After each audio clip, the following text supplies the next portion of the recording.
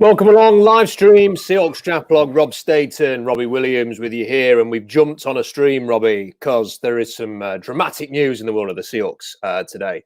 I have just been traveling back from London, which is about 2 hours away from where I live, and maybe more like 3 hours. And as I'm stopping off on the way back, Robbie, I stopped off at a service station, gas station type place on the motorway, pull out my phone to have a look and see if there's anything going on, as you do, and see this report that the Seahawks are apparently speaking to the Atlanta Falcons about the possibility of trading for Julio Jones. So this was a report by Diana Rossini of ESPN, and I'm going to try and pull up the tweet here so that people can see it in case they missed it. So there you go. There is the apologies if you see any bad language in the replies, because there is one right there, the first reply, but that's no surprise because it is Twitter. But Diana Rossini saying the Falcons continue to field calls from teams interested in trading for Julio Jones. The Seahawks have had discussions about a possible trade with Atlanta per sources. In fact, Russell Wilson and Julio Jones have spoken to discuss the possibility of playing together. So that is the tweet there from Diana Rossini. Robbie, what are your thoughts to that report? I mean, it's certainly interesting. There's a couple of things that first come to mind is kind of like, yeah, we're kind of in discussions for everything. So my first thought is like, I don't know. Just another thing that they'll say, yeah, we had a discussion about it, but nothing kind of material, comes of it or whatever. But the more I think about it, maybe it's something they're shooting for. I mean, if it's second rounder is really what they're going for. I mean, DeAndre Hopkins went for a second. We actually have a second, but I mean, would we really go in with no first, no second next year? I don't know. I mean, and we just drafted D. Eskridge. I mean, granted, he's no Julio Jones, very different style of players. Julio's big and fast and strong receiver. I mean, this would give us a heck of another weapon. But we just tied up Tyler Lockett for another long-term deal. Something like this, I think would make more sense if we happened to had lost Tyler or didn't, draft a wide receiver. I like the idea. I mean, certainly as many weapons as possible sounds awesome for us. And just as a fan in general, I kind of feel like it's more just smoke. I don't know if it's really, if there's anything really to it, but I mean, sure. I love the idea of adding Julio Jones to the team. If anyone has a question and you want a super chat away, then we will come to those questions straight away. So if you have a super chat, stick it in there. We will jump straight to the super chat as always. And we always appreciate the support. Now, so my reaction to this, Robbie, is quite mixed because, of course, if you have a chance to acquire Julio Jones, who wouldn't want to have Julio Jones on their team? He's been a fantastic player for a long time. But I also think this is one of those things whereby the idea of this trade is probably better than the actual reality of the trade. So Julio Jones is 32 years old. He turned 32 in February. If you acquire him, what are we talking about here? A couple of years of sort of Julio not quite at his best. And the other problem with that is it's all well and good sort of having all of these weapons. And I've been an advocate of having as many weapons as possible, Robbie. And certainly I think Russell Wilson deserves to have as many weapons as possible. But how the hell are you going to get the ball to Julio Jones, DK Metcalf, Tyler Lockett, D. Eskridge, and Gerald Everett? And do you really need that many weapons? I mean, you've drafted essentially your answer to Julio Jones in DK Metcalf. And yeah, you know what? It's a crazy little thought, isn't it, that you've got DK on one side of the field and Julio Jones on the other side of the field, and then you've got Tyler Lockett in the slot and D. Eskridge, you just bring him along slowly or whatever. The reality is that this kind of thing rarely is as good as it kind of sounds on paper, that you've suddenly got a load of happy receivers. I mean, like if DK Metcalf's yardage halves next year because you've got to feed the ball to Julio Jones, how does DK Metcalf react to that? If Julio Jones isn't getting enough of the ball because DK Metcalf's getting it, how does Julio Jones react to that? If you suddenly trade a second rounder for Julio Jones, do you then feel pressured to get the ball to Julio Jones, much in the way that perhaps the Seahawks felt pressured at times to try and force the ball to Jimmy Graham or somebody like that. Do you then start having to you rather than sort of it just being a natural thing of, throw to the open guy or scheming the offense or anything like that, are you then putting yourself in a position where you've got to try and justify this trade and make Julio Jones a massive part of your offense at the expense of maybe, some of your other players, your younger group, your DKs and your D Eskridges and people like that are pretty much going to be your core moving forward? I just don't know if this is necessary, Robbie. And if they're going to go into sort of next year's draft with no first round pick and no second round pick and do all of these things, I still would rather see them spend a second round pick on a pass rusher or something like that. I just don't think that this is if Julio Jones is 28, Robbie, I'm all in. Julio's going to be 33 at the end of this season going into next year. Is really sort of 1-2 years of Julio Jones worth it? And if you bring him in, are you any more likely to win a Super Bowl? I'm not convinced.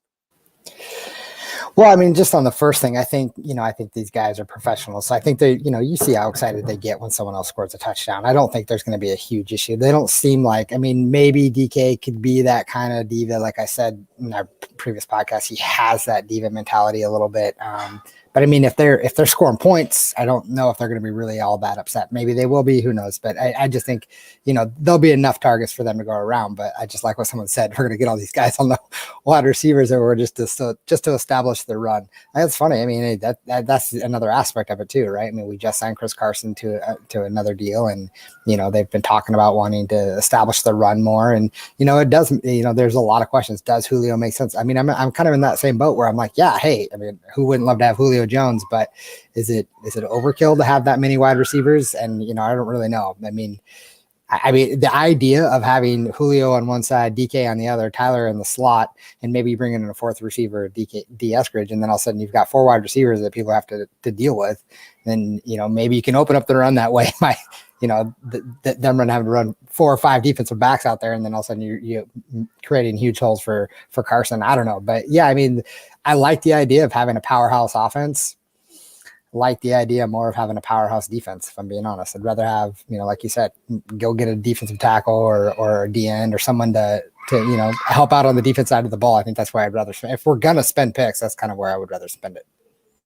Yeah, someone's asked what the cap hit's going to be. So, there's a period of time coming up. I think it's in I'm going to reference something that Mike Florio has written because he kind of breaks down that a little bit more. But essentially, it would cost the Seahawks $15.3 million this year. $15.3 million. So it's quite expensive this year. And then next year, you're talking $11.5 million. And it's an $11.5 million cap hit in 2023 as well. So he's got 3 years left on his deal. For starters, this is why it's somewhat unlikely, in my opinion, Robbie, is that they just don't have the cap space to make this work. They would have to cut and create cap space or redo Julio Jones's deal. And by redoing his deal, you're then committing to Julio Jones, deep into his 30s. He played 9 games last season and had 771 yards. So they can still restructure Russ or Bobby. They can do both. Yeah, of those. but it's again. But then the problem with restructuring Bobby's deal is then he's only got 1 year left after this anyway. So if you restructure his deal, how much are you paying him the following year? You're going to pay him like $30 million. Bobby Wagner, and with Ross, yeah, you could restructure his deal, but there's a reason why they haven't done that. And without wanting to go over all this ground again, the reason they haven't done that is because they're leaving the door open to what might happen next year or the year after, because that's not going away. And I want to bring this article up now because I think Florio, whatever anybody says about Florio, every now and again he does come up with some valid points. And this is what he's written for PFT today. He's put that essentially there are 2 teams, the Seahawks and the Packers, who, if they were trying to appease a quarterback, then acquiring Julio Jones, because it's Russell Wilson and Aaron Rodgers are the 2 players who've spoken out publicly. And even if they're not spoken publicly, in Wilson's case, his agent has made it clear that, they were considering alternative options, shall we say, alternative employment options. So he's quoted the Rossini tweet, and then he puts, It won't be easy for the Seahawks to get Jones. They don't have a first-round pick in 2022, and their second-round pick likely will be low in the pecking order. The Seahawks would also have to create some cap space for Jones and his $15.3 million salary in 2021. It would also represent a clear indication that the Seahawks intend to keep Wilson around for more than the 2021 season. It would become awkward, to say the least, if the Seahawks traded for Jones and then after the coming season, trade Wilson. But that would be the point of doing it if it happens. The broader purpose would be to find a way to make Wilson happy and determined to stay in Seattle, to show him that he has influence over the roster, to stop treating him like an employee.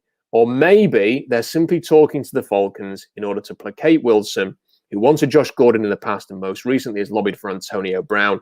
Coach Carroll and or John Schneider can plausibly tell Wilson that they looked into it and they realized they couldn't pull it off.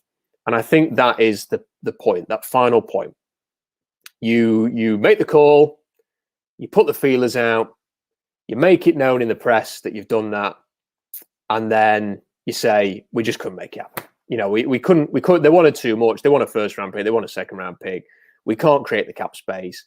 We tried, essentially. And then, again, you're playing games in the media, but the Seahawks have done this for years. You know, Wilson and the Seahawks have been playing games in the media for years. And further this point, Florio then updated with this, that the Rams were one of the teams initially linked to Julio Jones. And he's relaying a report that the Rams are now out of it, that they have essentially decided that they are out. They are not going to be trading for Julio Jones. They were, along with the Titans, seen as one of the front runners, Robbie, and that ain't happening. And I just wonder if, with the Seahawks, you know, it's nice. It's given us something to talk about. We've jumped on a stream.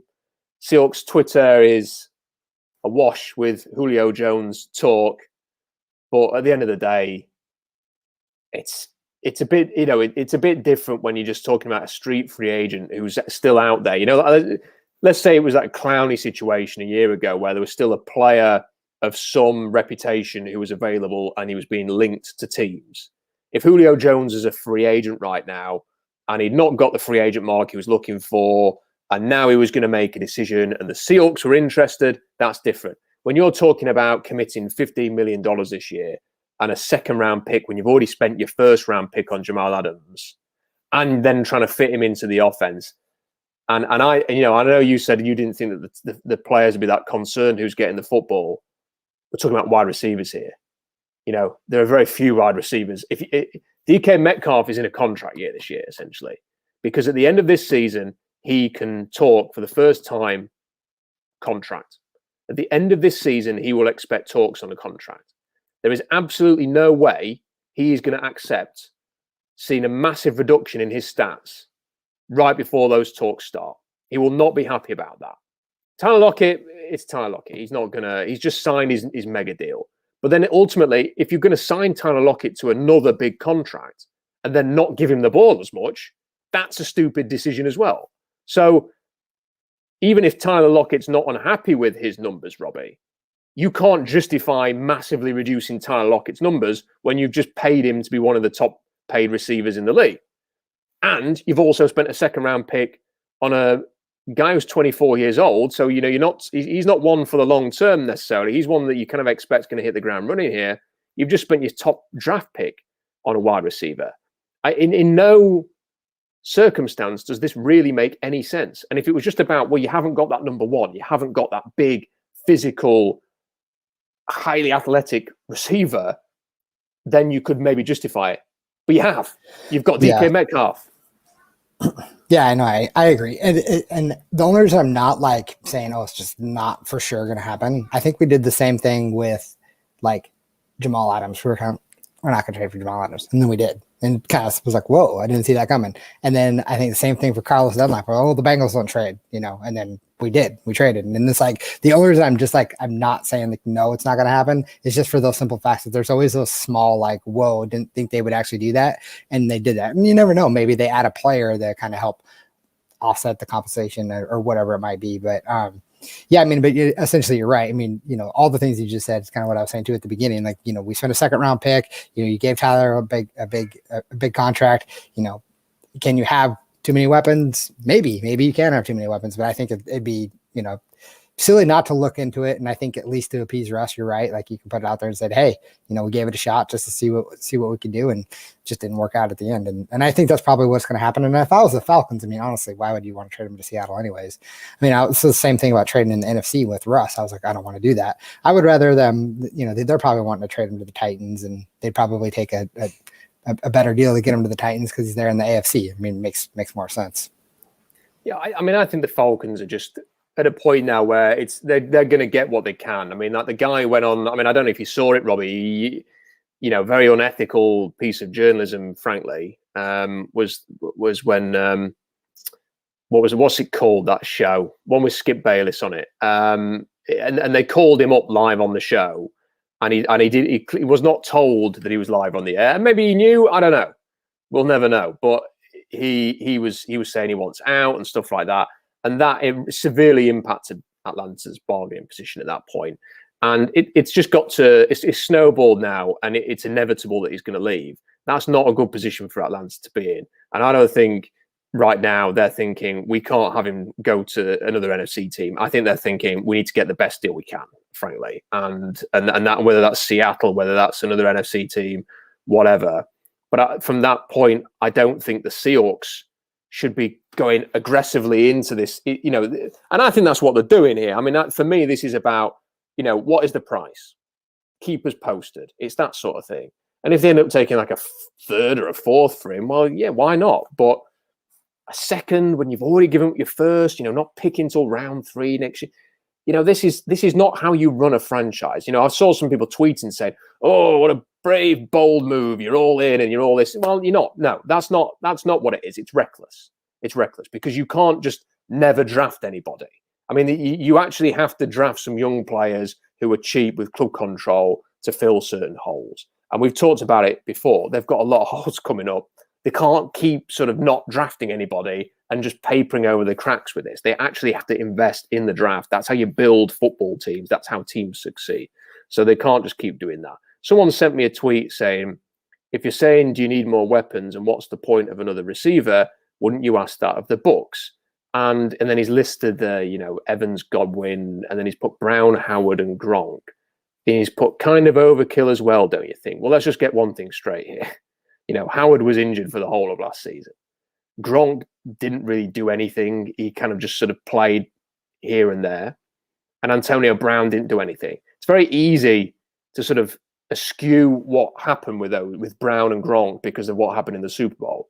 But they were bit part players. That the Bucs had a lot of weapons, yes, but it was mainly Godwin and Evans and that no-name receiver that Brady always seems to find somewhere.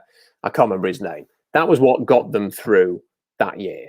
Now, the Seahawks have got Metcalf for Evans, and they've got Lockett for Godwin. They're not like direct physical comparisons, but they're the sort of the two bigger names. They've spent a second-round pick on D. Eskridge, and they've invested in Gerald Everett, and they retain Will Disley and Colby Parkinson, and they've got Freddie Swain that they seem to like. Now, I think if we want to talk about depth, the Seahawks' depth at the sort of receiving options now is already comparable to the Bucs. You don't need to spend a second round pick on Julio Jones to be equal to where the investment that the Bucs are putting in. And another thing is the Bucs did not spend a second round pick on Gronk or Antonio Brown. They pick those guys up. If you really want to keep adding and adding and adding to the receivers, then you go and sign whoever is Gronk who's out there now, or Antonio Brown who still hasn't signed his contract. You go and do those things. There's a difference between that and acquiring guys who Tom Brady's familiar with and they want to come and play with Brady at a certain price, and that's it. And there's a difference between spending a second round pick on Julio Jones, having already invested in Eskridge, having already got DK, having already spent a lot of money on Tyler Lockett, having spent money on Gerald Everett, who was on $6 million this year. I think there's a big difference. I don't think we can conflate Seattle and Tampa Bay in that regard, Robert. Yeah, and I kind of like what Jeff is saying here too. Like, inevitably one receiver gets hurt, you have, the backup options now to have that kind of depth. And it would be great to have, let's say DK does go down or Tyler goes down or something like that. You would rather have the option of a Julio Jones than a Freddie Swain. But if the price is kind of what you're saying, right? So like a second round pick, you're giving up that much, again, to get somebody instead of just, tapping into free agency or whatever the case might be. I mean, again, it would really depend on what the deal is. I mean, if it's a third and a player, I might be more interested in that. Second round pick is a lot to take. I mean, if we had our first round pick this year or this coming season and we gave up a second, I don't think I'd be as worried about it. But okay, you gave up a second and you still have your first and you could trade down and get a couple seconds or whatever the case might be. I'd probably be more interested in that. And let me be honest. If they trade for Julio Jones, I'm going to be stoked. I'm just going to be excited just because, I mean, it's Julio Jones. Why would you not want Julio Jones on your team? So for me, I'm going to be excited about it and, root for the best, and hopefully there's no drama and whatever the case might be. But the reality is probably not going to happen. I mean, that would be my guess, is probably not going to happen, but I'm just going to be excited if it does. Cause shoot, man, let's if we're going to go all in, let's go all in and try and you have that backup if somebody does get hurt. So I kind of like that, but I mean, I'd rather have Julio than Freddie. But at what point though, this is the kind of thing though, isn't it? It's like, what are we talking about here? Are we having a conversation about what is best, what is right, what is the way to build the championship team, or is it just being, a new toy? It's a new toy. It is a new toy. I mean, the best way to build a championship team is we should have started at the defense, right? I mean, that's where we should get that defense. And here's the thing. You're talking about, well, what if, and Jeff in the comments here, I mean, again, if you want to comment, we'll address it directly, super chat for that. People are in the live chat as well, but super chat if you want it pinned, and we'll come to that question straight away. However, yeah, okay, if one of the receivers gets injured, you've got Julio Jones. Right. The Seahawks are a Carlos Dunlap injury away from having a crisis on their pass rush. Yeah. So, if Russell Wilson gets injured, it's Geno Smith starting.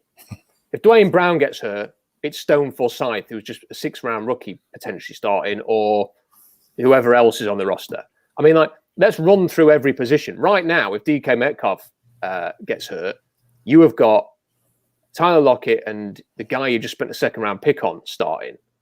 That is better than any of those other positions that I just mentioned. If we're going to talk about depth of, receiver is one of the deepest positions on the roster, maybe even the deepest position on the roster right now. That you don't need Julio Jones necessarily to improve that situation. I would much rather, what happened? You're one injury away from defensive tackle from being really, really thin at that position. Our defensive tackle is already thin, in my opinion. But we still need a defensive tackle, 100%. Well, they went through last year with carrying 3. If that's what they're going to do, then that's what they're going to do. They obviously feel like with the way that they play defense now, and with more of these bare front type things, and they're going to use LJ Collier maybe a bit more inside and go with that route. Fine, whatever. That's their call, and we'll see if it works, and we'll see if Rasheem Green and LJ Collier, after I still think they could be playing for another 10 years, and we'll still be wondering if next year is their year. But in terms of the certain positions, they are very thin in depth. Spending another high pick on a receiver is just in order to say, well, that's insurance in case one of these guys goes down.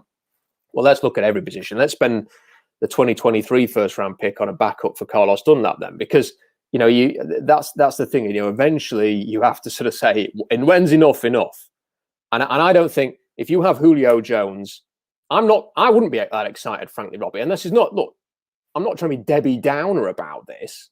It's just that, to me, Julio Jones has seen his better days are in the past. What are we talking about here? A 2nd-round pick for a 32-year-old receiver who missed 7 games last year. That's what we're talking about. A player who, Atlanta's moving on from, and he's moving on from Atlanta, and the talk in Atlanta is he's become a bit of a pain in the arse. And I'm just not that excited about that. I'm not. I'm frankly, no, I'm not. I think there's more pressing issues to be solved here in terms of, like we say, some of the other positions on the roster. And by the way, you traded for Jamal Adams. That's it, Jamal Adams last summer. Where's the contract? What are you doing there? Because that to me looks like a massive talking point that no one's getting into. Why is Jamal Adams it's June? in 2 days. I'm in England right now. It is June tomorrow, and he does not have a contract. Now, maybe he will get one before the season starts. But what exactly is the plan there? Because you knew what you were getting into when you made that trade. You haven't moved him, but you haven't kept him. So are you seeing, I've given it one more year. Is he going to play next year on $9 million and risk, millions with further injuries, fresh off an injury hit season? Are you too far apart in terms of your money? Is he wanting that 18 to 20 and you're not offering that? Get that sorted. Get a solution there. And then start thinking about trading away even more and more and more and more and more. And if you are going to think about trading more and more and more, go and get a defensive lineman. Go and get somebody who can impact games up front. Because it doesn't matter how many. I want targets, Robbie. I want weapons. I want all of that. I also want the Seahawks to do what the Giants did to the Seahawks in Seattle last year, which is rock up to a stadium and kick someone up the arse in the trenches and dominate there. Because guess what? When it comes to the postseason, the Bucs showed it last year. That's how you go far. With strength in the trenches, you get after the quarterback relentlessly, and you're tough in your pass protection and your run game. That's how you win in the playoffs. And the Seahawks simply haven't been good enough there for a number of years. It's one of the main reasons why they've got one playoff win in 4 years. Yeah, I mean, I agree with you. I just the idea of Julio Jones, because simply the name is right. I mean, the same way I was excited when we traded for Jimmy Graham, and I'm not trying to deny what you're saying or anything like that, or disregard the fact that we still have holes on this team. But I also know that we're still in the off season. Like I know they've started some training camp stuff, but like we're always moving pieces, and it seems like right up until the first actual game of the season, you never know. You may make the first initial 53 and you might not make that first game because of whoever gets cut somewhere else and we pick up someone else. So for me, I feel like we're always moving pieces and maybe they have a bigger piece in mind and whatever they're going to do. I have no idea. And you're right. The Jamal Adams thing, I have no idea what's happening. I've heard zero about it. I've seen no one talking about it. So I don't really understand what's going on there. And maybe they're talking behind closed doors and everything's fine, or maybe they have an agreement that we're just going to play this year out and see how it goes. I mean, I really have no idea. I have no idea. But no one talks about it. It's just stony silence. Yeah. It's like everyone's just gone, yeah, forgot about that. It's just, it's not a talking point, and it should be a talking point. It should be. And I don't know. And you know what you mentioned in that, Robbie, it really does sort of remind me, this is an issue. This whole, there's always moving parts thing with the Seahawks. I would love nothing more than to see the Seahawks come out of a draft and go, done. That's the roster sorted. Issues addressed in free agency and the draft. We're ready. But it never seems that way, does it? It always feels like there's a few things that need to be done, and maybe this guy will get cut, and you'll make a trade, in July, or a trade at the trade deadline to fill a hole, and you do all this. And it's like, why can't things just be solidified, in advance, so that you address your needs and then you move on and you can plan and prepare. And I just, with this Julio Jones thing, it will not enthuse me. If he was in his late 20s, like Jimmy Graham was, I'd be more inclined to buy into it. Jimmy Graham was coming off an amazing season with New Orleans. The Seahawks are coming off a Super Bowl where they threw to Ricardo Lockett on the 1 yard line. They needed a red zone threat, and they got the best red zone threat in the NFL at the time, a touchdown machine in Jimmy Graham at a peak age when he was racking up touchdowns and yards for the Saints. That to me was an easy trade to get behind at the time. This Julio, on the downturn of his career, $15 million, missing 7 games last season, just feels like. But I don't think it's going to happen, Robbie. I think Mike Florio's right.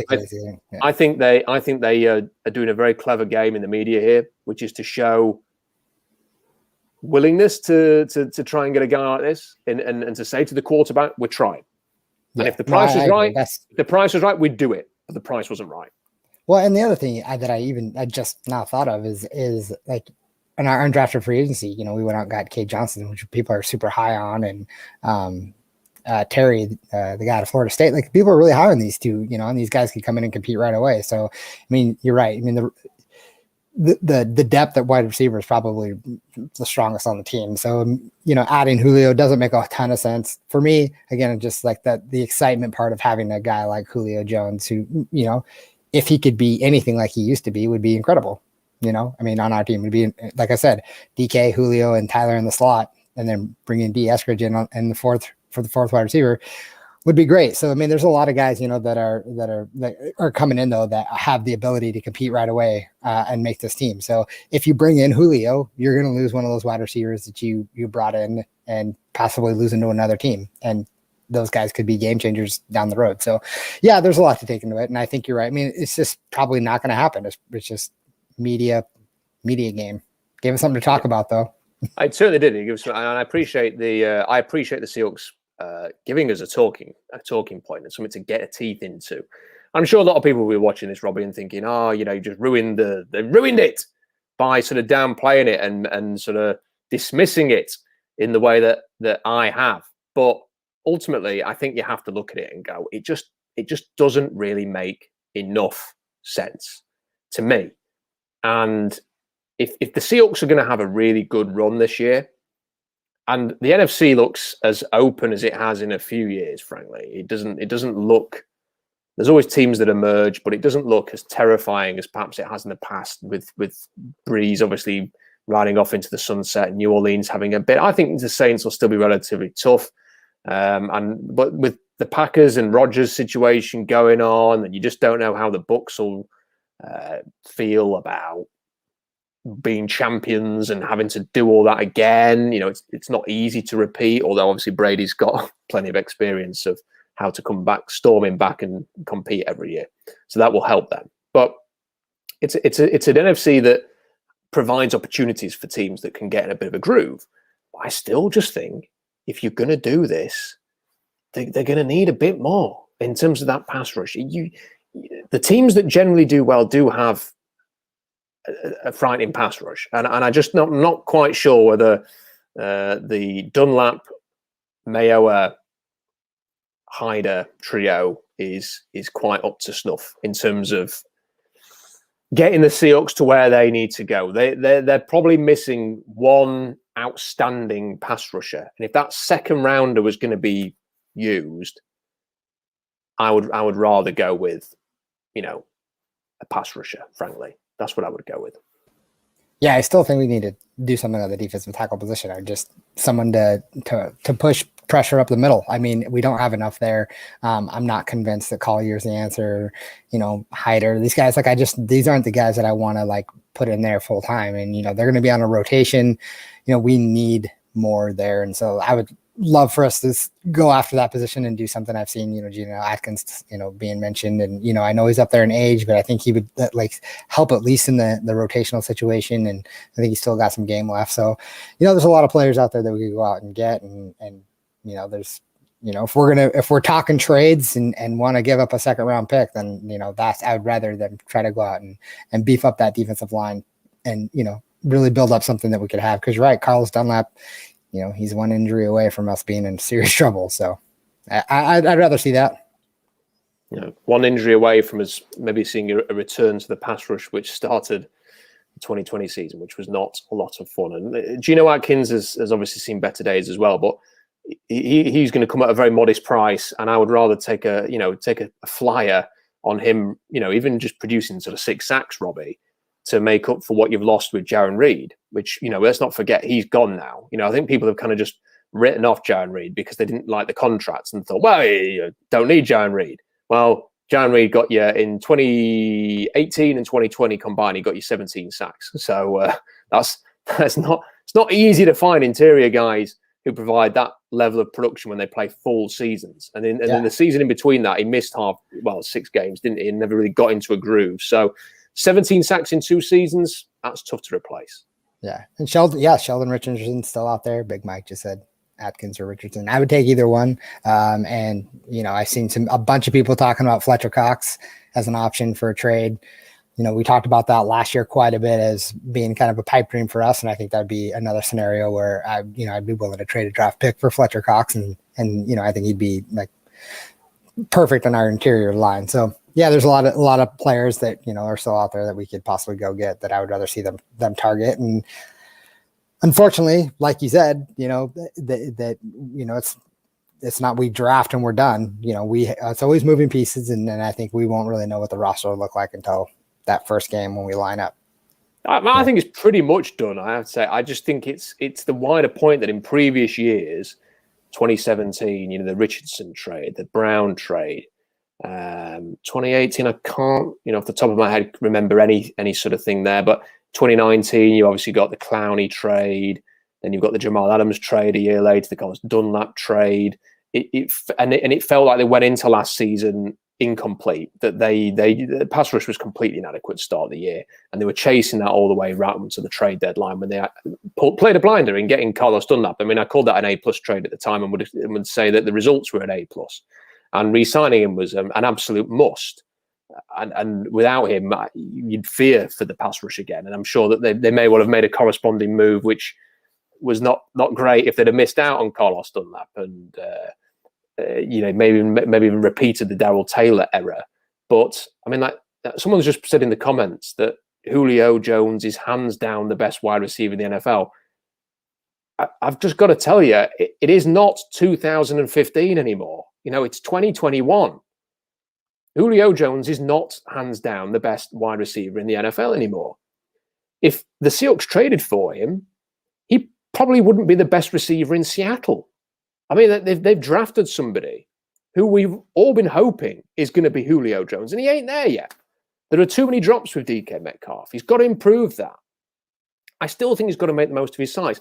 I am very excited, though, Robbie, to see an offensive coordinator who might use him in different ways and have him running across the middle, because that was always what Calvin Johnson, slants, crossing routes, anything across the middle. When it doesn't matter that he's 3 cones no good.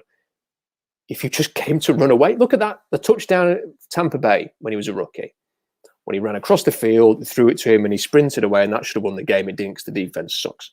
And then you've got the touchdown against San Francisco last year, where he ran across the middle and then just basically ran away from everybody and scored a 50-yard touchdown. Those are the kind of plays he's capable of. Get him doing more of those stuff across the middle and making not just a downfield, use him on vertical threat, get him working across, and he can be great. And if he does that, and if he uses his size better, and if he learns how to catch the easy balls that he should catch, Robbie, he could be a Julio Jones. I don't think you need to spend a second-round pick on Julio. I just don't. I can't. Develop DK is what I would say. That's you've paid Tyler. You're going to pay DK. You've drafted DS Ridge. You've signed Gerald Everett. If you're adding another receiver, let's make it a more modest receiver. And also, again, if you trade for Julio, I don't know, how are you creating that cap space? You're either committing, like you say, to Russell Wilson in a way that they've shown they're not willing to so far, or you are creating an insane Bobby Wagner contract in 2022, or you're getting rid of somebody. You're getting rid of somebody.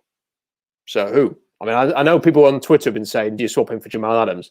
Do you know what, Robbie? I would not swap Julio Jones for Jamal Adams. Even me, I would rather have Jamal Adams in this. He's younger. Julio's expensive. He's old. If you're going to move Jamal Adams, I'd rather get some picks than an aging Julio. Sorry, Julio. I'm sure you'll be great in Tennessee. Because he's watching right now. Of course. He's been living with the Seahawks, Robbie. He's getting his finger on the pulse. Right. Yeah. Deep tackle is where I'd rather spend the picks for if we're going to actually do that. But look, I'm not gonna lie. I still would be excited about Julio Jones. Just simple fact that maybe he has something left. I know he was injured last year. I agree. I don't think he is hands down the best wide receiver in the NFL anymore, but I still think he's a hell of a wide receiver. I think he would be an incredible asset to the team. And it would just be interesting to see kind of, what would happen.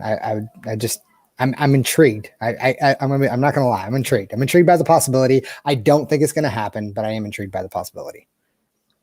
Brent has done a super chat. Thank you very much, Brent, getting a super chat in there right at the end. And well, you know, if anybody else has a super chat they want to sneak in, like a late trade before the deadline, then please feel free. We'll make sure we get through that before we finish. But he says, would you trade DK for Jarrett? That's Grady Jarrett and Julio Jones or something like that. I would not do that trade. I think that as much as DK Metcalf can be frustrating, Robbie, and he can be, you know, some of the drops that he has are mind-numbingly frustrating. But you're talking about a young guy here, you know, one of your few draft hits in recent years, who has got the potential to get even better. And do you know what? Maybe he's always going to have those drops, but whenever he's capable of doing what he is, I still think it's worth having him. And he can achieve greatness while being flawed. He doesn't have to be the greatest receiver or one of the top 10 receivers of all time to be a success story. If he just keeps churning up, you know, 1,200, 1,400 yard seasons, you know, 10 plus touchdowns every year, he will go down as one of the best that's done it. And that's fine. He doesn't have to be. I know I get sometimes when I hear Russell and DK talking about they want to be like Montana and Rice, I'm thinking, just don't. You don't have to be that, guys. You just have to be all right. You know, you just have to be really good, and you can be really good. Just be really good. Don't worry about being legends. Yeah, I wouldn't make that trade either. Yeah, DK is a guy I'm not wanting to get rid of. Like, he brings that attitude, he brings that ferociousness that we were talking about earlier, and what we kind of look for in our players, what we want to see, and he just kind of brings the mentality that I want to see out of our players, and I think he's going to elevate people around him, and I think as he gets older, he's going to get just better and better. And I just don't think I'd want to make that trade, because the reality is you would have Julio for like 2 years, and maybe that's it. And you know, as good as Jarrett might be, I just don't think that's worth it.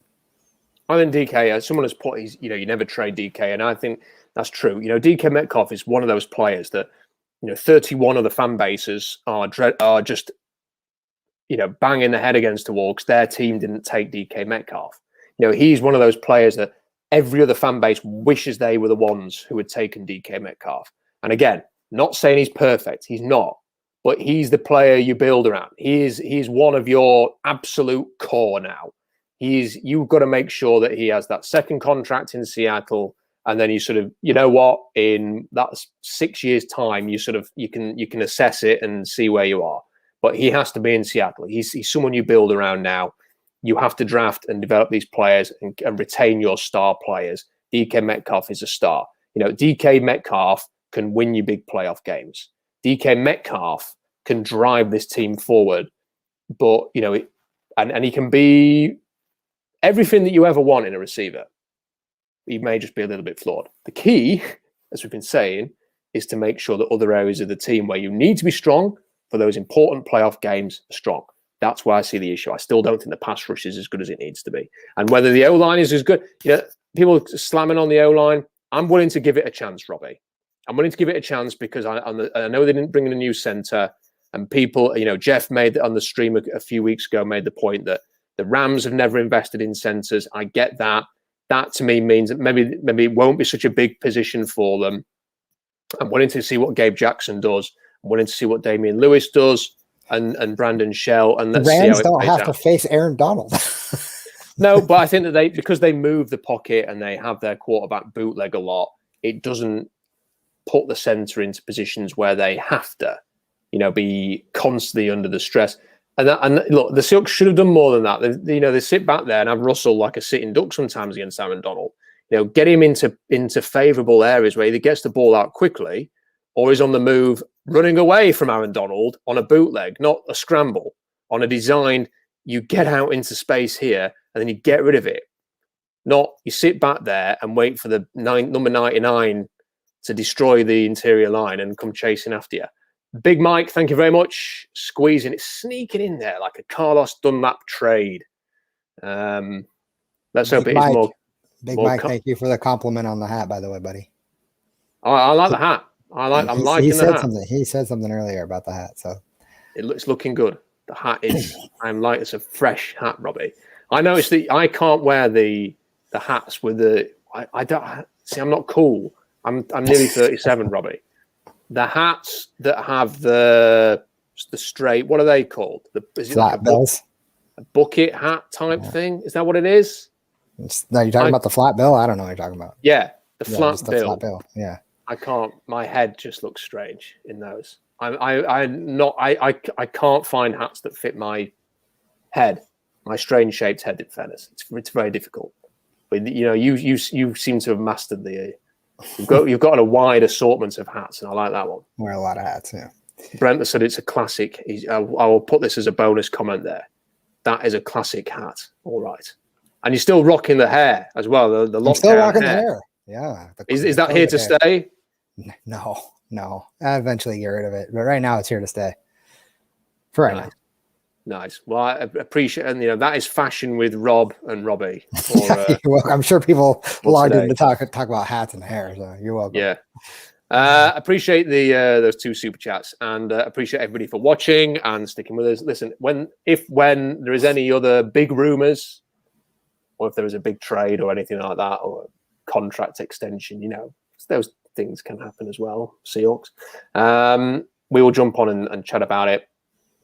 Subscribe to the channel so that you don't miss a video, and hit the little bell button, and you will not miss any notifications. Because like we just jumped on right at the last minute here, and it may be a bit like that we don't give you a 3 days notice that we're doing a video. It might just be a spur of the moment thing, but we thought this was a big enough story that we wanted to talk about it. So I hope you enjoyed the video. Hit the like button. It helps. Comment, that helps. Share, spread it around, stick it on the forums if you can. And enjoy your summer, and we'll speak to you soon.